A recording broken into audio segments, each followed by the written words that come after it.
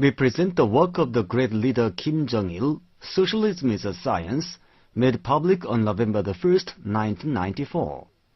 This is the first installment. Socialism is a science.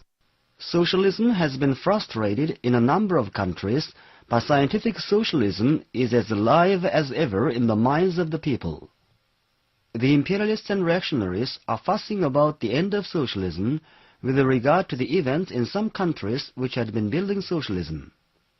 The renegades of socialism try to justify their despicable betrayal, claiming that the ideal of socialism itself is invalid. However, the truth cannot be concealed or obliterated.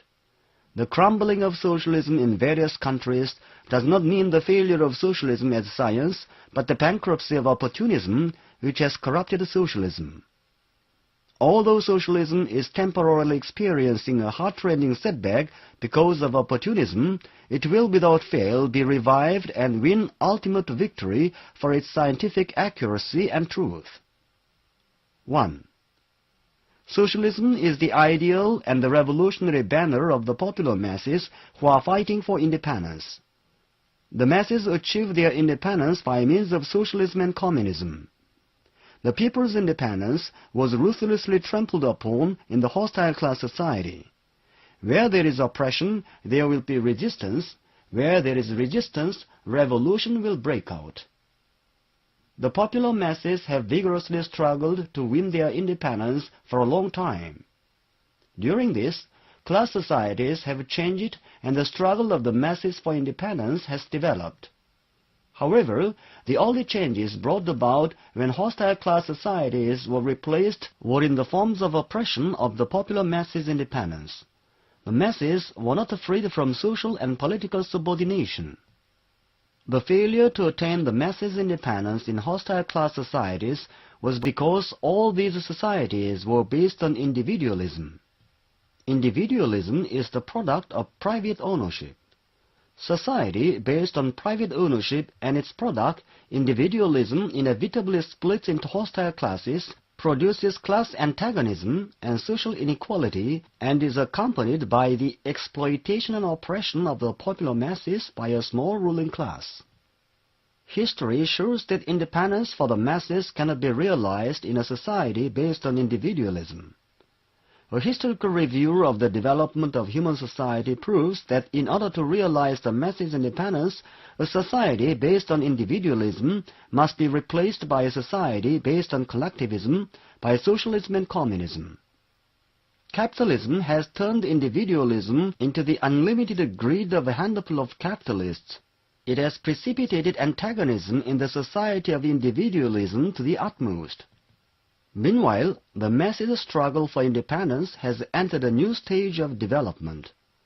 Ours is an age of independence when the popular masses have emerged as masters of their own destiny, as masters who dominate the world.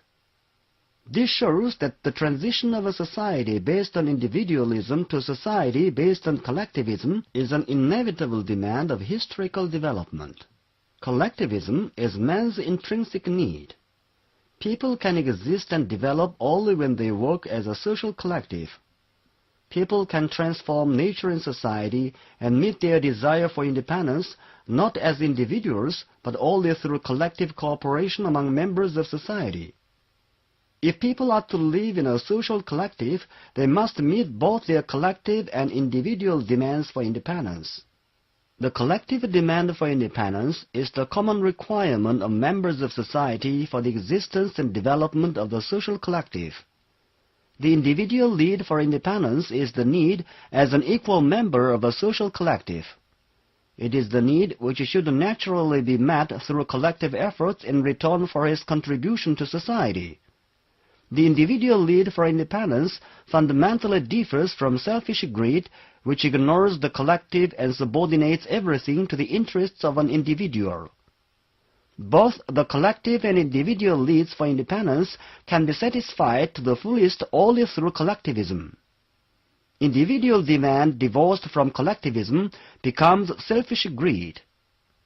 Such greed encroaches upon the demands of other members of the collective for independence and hampers the unity and cooperation of the collective.